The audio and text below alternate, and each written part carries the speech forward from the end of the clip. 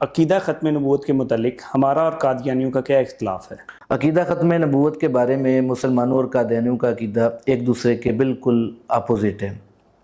لیکن یہ بات عام قادیانی نہ ہی جانتے ہیں اور نہ ہی ان کو بتایا جاتا ہے۔ مسلمانوں کے پاس اس کے کیا دلائل ہیں؟ دیکھیں، مسلمانوں کے پاس عقیدہ ختم نبوت کے متعلق 100 کے قریب قرآنی آیات ہیں جو اس مفہوم پہ دلالت کرتی ہیں، اور حضور صلی اللہ علیہ وسلم کی 200 سے زائد احادیث مبارکہ ہیں۔ ایک آیت ہے قرآن پاک کی، والذین یؤمنون بما انزل الیک وما انزل من قبلک۔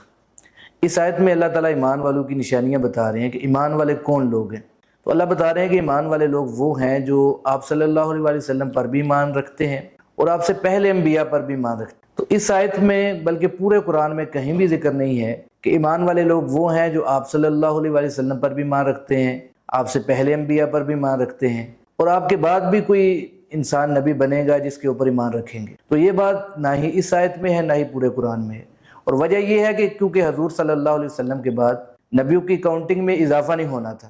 نبیوں کی تعداد مکمل ہو چکی ہے، اور کیونکہ حضور صلی اللہ علیہ وسلم کے بعد اس نبیوں کی تعداد میں اضافہ نہیں ہونا،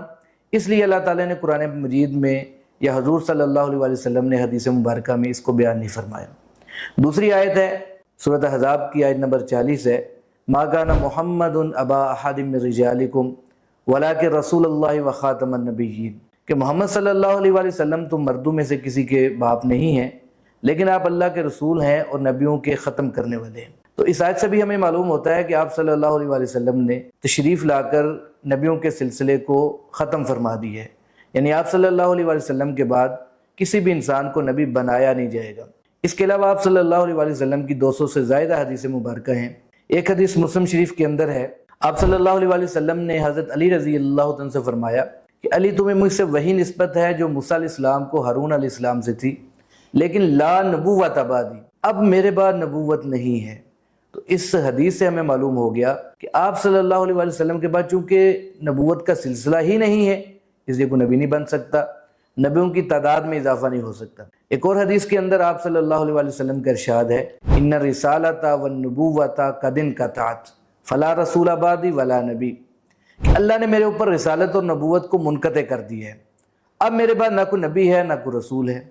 ایک اور حدیث کے اندر آپ صلی اللہ علیہ وسلم کا فرمان ہے،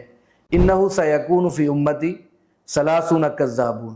کلہم یزعم انہ نبی وانا خاتم النبیین لا نبی بعدی، کہ آپ صلی اللہ علیہ وسلم نے فرمایا کہ میرے بعد میری امت میں سے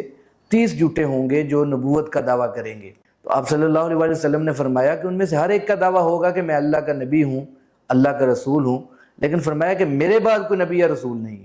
مطلب ہے کہ میرے اوپر نبیوں کی تعداد مکمل ہو چکی ہے، اب اس نبیوں کی تعداد میں میرے بعد کوئی اضافہ نہیں ہوگا۔ تو یہ قرآن مجید کی میں نے 2 آیات آپ کے سامنے رکھی ہیں، اور آپ صلی اللہ علیہ وسلم کی 3 حدیث آپ کے سامنے رکھی ہیں، لیکن اس کے علاوہ میں نے جیسے کہ شروع میں بتایا آپ کو کہ 100 کے قریب آیات ہیں اور 200 سے زائد حدیث مبارکہ ہیں جو اسی عقیدے کے اوپر دلالت کرتی ہیں۔